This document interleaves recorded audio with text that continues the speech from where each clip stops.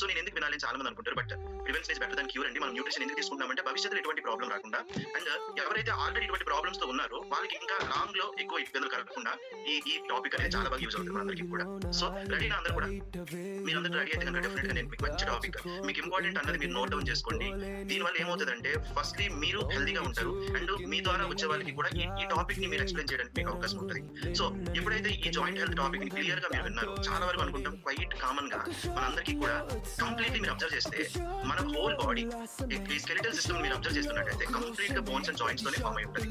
గుర్తుపెట్టుకోండి. ఇక్కడ సార్ చెప్పినట్టు టోటల్ హ్యూమన్ బాడీలో 360+ జాయింట్స్ ఉంటాయి.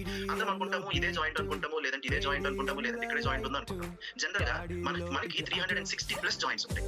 ఆ ప్రతి జాయింట్ లో మీరు అబ్జర్వ్ చేసినట్టయితే చాలా డిఫరెంట్ టైప్స్ ఆఫ్ జాయింట్స్ ఉంటాయి. అవి ఏంటి? స్కల్ జాయింట్స్ ఉంటాయి, థ్రోరల్ జాయింట్స్ ఉంటాయి, అండ్ థోరెక్స్ ఉంటాయి, అప్పర్ లింక్స్ ఉంటాయి, స్పైన్ అండ్ పెల్విక్స్ ఉంటాయి, లోవర్ లింక్స్ ఉంటాయి. అంటే కంప్లీట్ గా హ్యూమన్ స్ట్రక్చర్ మీరు అబ్జర్వ్ చేస్తున్నట్టయితే ఎలా ఉంటుంది? కంప్లీట్ గా బోన్స్ అండ్ జాయింట్స్ తోనే కంప్లీట్ స్ట్రక్చర్ అంతా కూడా ఉంది. ఇది మజిల్ పక్కన పెడితే టోటల్ బాడీ స్కెలిటల్ సిస్టమ్ అంతా కూడా మనం ఈ రోజు నిల్చోగలుగుతున్నాము, పనులు చేయగలుగుతున్నాము, డిఫరెంట్ యాక్టివిటీస్ లో ఉంటామంటే ఈ జాయింట్స్ అన్ని కూడా, ఈ కీలు అన్ని కూడా మనలో ఉండబట్టే మనం ఈజీగా మూవ్ అవుతున్నాం. ఓకేనా? ఇక్కడ మీకు క్లియర్ గా కొన్ని విషయాలు అయితే చెప్తాను. వై జాయింట్ హెల్త్ అనేది చాలా ఇంపార్టెంట్.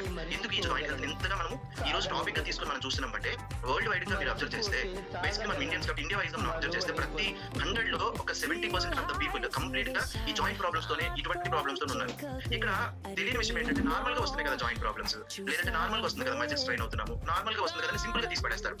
ఎప్పుడైతే ఇది సింపుల్ గా మనం తీసి పడేస్తామో అది కాలక్రమేణా అంటే లాంగ్ రన్ లో మనకి ఏమవుతుందంటే కంప్లీట్ గా ట్రిగర్ అయిపోతుంది, కంప్లీట్ గా ప్రాబ్లమేటిక్ గా మారిపోతాం, అండ్ కంప్లీట్ స్కెలిటల్ సిస్టమ్ అనేది డామేజ్ చేసుకునేలాగా మనం తయారు. ఇక్కడ మీరు అబ్జర్వ్ చేయండి, కంప్లీట్ గా మనకి ఇమ్మూవబుల్ ఉన్నాయి అంటే కదలని అంటే మనకి బోన్స్ అండ్ జాయింట్స్ ఉన్నాయి, అండ్ సెమీ మూవబుల్ ఉన్నాయి, అండ్ ఫ్రీలీ మూవ్ చేసే మూవబుల్ ఉన్నాయి. అంటే ఈ ఫైబ్రోస్ అంటే ఈ మృదులాస్థి అంటారు కదా, కంప్లీట్ గా స్కల్ ఉంది కదా, ఈ స్కల్ ని మనం తెలుగులో మృదులాస్థి ఫైబ్రోస్ అంటాము. ఇది ఏంటంటే ఇక్కడ ఉన్న జాయింట్స్ ఏవి కూడా మూవ్ అవ్వవు, ఇంకా స్టేబుల్ గా ఉంటాయి. ఇక్కడ చూస్తే కంప్లీట్ గా కార్టిలాజెన్స్ ఉంది కదా, సెమీ మూవబుల్ అనమాట, జస్ట్ ఇది ఇలా ఉంటాయి అనమాట.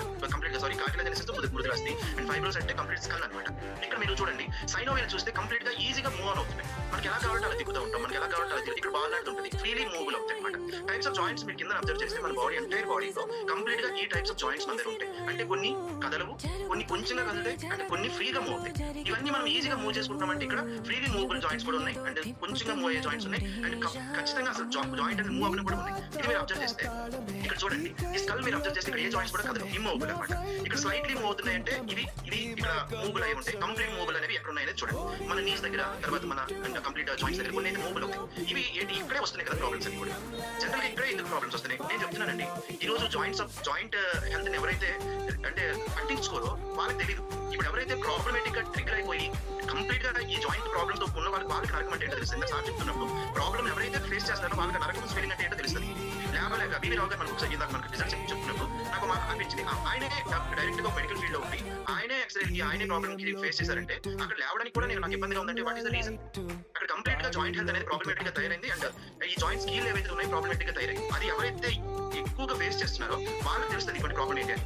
ఇక్కడ మీరు అబ్జర్వ్ చేయండి, ఫ్రీలీ మూవబుల్ జాయింట్స్ ఏవైతే ఉన్నాయో అంటే షోల్డర్ దగ్గర, హిప్ దగ్గర, ఎల్బో దగ్గర, నీ దగ్గర కంప్లీట్ గా ఏదైతే మనం ఈజీగా మూవ్ చేసుకుంటామో ఆ జాయింట్స్ అన్ని కూడా మనం చాలా జాగ్రత్తగా చూసుకోవాలి. ఈజీగా మూవ్ అయ్యే జాయింట్స్, సెమీ మూవబుల్ అయ్యే జాయింట్స్, అస్సలు మూవ్ అవ్వని జాయింట్స్, ఇవన్నీ కూడా మనం చాలా జాగ్రత్తగా ఈ సైనోవియల్ ఫ్లూయిడ్ ఏదైతే ఉంది ఇక్కడ చూడండి బ్లూ కలర్ లో కనిపిస్తుంది కదా, దిస్ ఇస్ మేజర్ ఫ్లూయిడ్ అనమాట. ఇది ఎప్పుడైతే ప్రాబ్లమేటిక్ గా మారుతుందో చాలా మంది మనం వింటున్నాము, this is not medical claim అండి, నేను మామూలుగా చెప్తున్నాను, మన కమ్యూనిటీ ద్వారా మనం చెప్పాలి కానీ చెప్తున్నాను.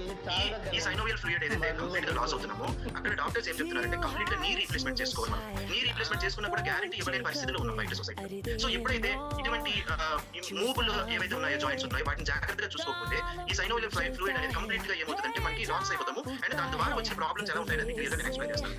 ఇక్కడ ఏజ్ ఫ్యాక్టర్ మీరు గమనిస్తే మజిల్ స్ట్రెంగ్త్ కంప్లీట్ గా ఇదంతా కూడా కోల్పోవడానికి ఎక్కడి నుంచి స్టార్ట్ అవుతుంది? 41% ఆఫ్ పీపుల్ లో 40 ఇయర్స్ ఏజ్ వాళ్ళు చాలా ఎక్కువగా సఫర్ అవుతున్నారు. ఇక్కడ నుంచే చాలా మంది మీరు గమనిస్తే మేల్ తో పోలిస్తే ఫీమేల్ కి చాలా ఎక్కువ ప్రాబ్లమ్స్ అన్ని కూడా. ఎందుకు మనం లాస్ట్ టైం వెల్నెస్ ప్రోగ్రామ్ లో కూడా మనం చూసుకున్నాం, ఎందుకు ఎక్కడ ఈటింగ్ హ్యాబిట్స్ ఎక్కడ ప్రాబ్లమేటిక్ గా మారుతున్నాయి, దానివల్ల కూడా ఈ మజిల్ స్ట్రెంగ్త్ కానీ ఈ 41% కంప్లీట్ గా 40 ఇయర్స్ ప్లస్ వాళ్ళకి 40 ఇయర్స్ వాళ్ళకి ఎందుకు ఈ ప్రాబ్లమ్ వస్తుంది అంటే కనుక డెఫినెట్ గా మీరు ఈ రోజు టాపిక్ లో ఎందుకు ఇది జరుగుతుంది, ఎందుకు నాకు ఫ్యూచర్ లో ఇది వచ్చే అవకాశం ఉందా లేదా అనే క్లారిటీతో మీరు బయటకు వస్తారు ఈ రోజు. అది నేను మీకు చెప్పబోతున్నాను. క్లియర్ గా గమనిస్తే కీళ్ళ ప్రాబ్లం అనేది జాయింట్ పెయిన్స్, జాయింట్ ప్రాబ్లమ్స్ అనేవి different types of 100 different types of arthritis ఉంటాయండి. కీళ్ళ ప్రాబ్లం అనేది చాలా మంది జనరల్ గా మీకు ఏంటంటే ప్రాబ్లం బిఫోర్ ఉండేది న్యూట్రిషన్ బిఫోర్ అంటే నాకు ఆర్థరైటిస్ ఉండేదండి. అంటే ఏంటి ఆర్థరైటిస్? కంప్లీట్ కీళ్ళ ప్రాబ్లం, కీళ్ళ వ్యాధులు ఎందుకు వస్తున్నాయి? ఇందులో డిఫరెంట్ టైప్స్ ఆఫ్ కీళ్ళ వ్యాధులు ఏమున్నాయి ఇవన్నీ కూడా మీరు గమనిస్తే osteoarthritis and rheumatoid arthritis, gout and back pain, other musculoskeletal pains ఇవి డిఫరెంట్ గా ఉంటాయి. ఈ టైప్స్ మేజర్ గా మనం ఈ టైప్స్ మనం గమనిస్తే ఇందులో మీరు ఏ టైప్ ఆఫ్ ప్రాబ్లమ్ ఉన్నారనేది మీరు ఒకసారి రీచెక్ చేసుకోండి. ఈ రోజు కనుక నేను చెప్పబోయే టాపిక్ లో ఈ ఆస్టియోఆర్థరైటిస్, రొమటాయిడ్ ఆర్థరైటిస్, గౌట్ లేకపోతే బ్యాక్ పెయిన్ ఉన్నారా, వాట్ ఎవర్ ప్రాబ్లమ్ అంతా కూడా జాయింట్ కి సంబంధించింది కాబట్టి మీరు ఈ టైప్ ఆఫ్ ప్రాబ్లమ్స్ లో ఏవైనా ఫేస్ చేస్తున్నారా, చేస్తే దానికి సొల్యూషన్ ఏంటి అనేది కూడా మీకు క్లియర్ గా నేను చెప్పబోతున్నాను. ఓకేనా? ఇక్కడ ఆస్టియోఆర్థరైటిస్ అంటే ఓఏ అంటే ఏంటంటే కంప్లీట్ గా ఇది స్లోగా స్టార్ట్ అయ్యే కీళ్ళ వ్యాధి. స్లోగా స్టార్ట్ అవుతుంది. ఇది మనము ఫైండ్ అవుట్ చేసే టైంకి ట్రిగర్ అయిపోతున్నాం. కంప్లీట్ గా ఫైండ్ అవుట్ చేసేటప్పటికి ప్రాబ్లమ్ ఫేస్ చేసేటప్పటికి ఫైండ్ అవుట్ చేసేటప్పటికి చాలా పెద్ద ప్రాబ్లమ్ గా మారిపోతుంది. ఎందుకంటే ఇది స్లోగా స్టార్ట్ అవుతుంది కీళ్ళ వ్యాధి.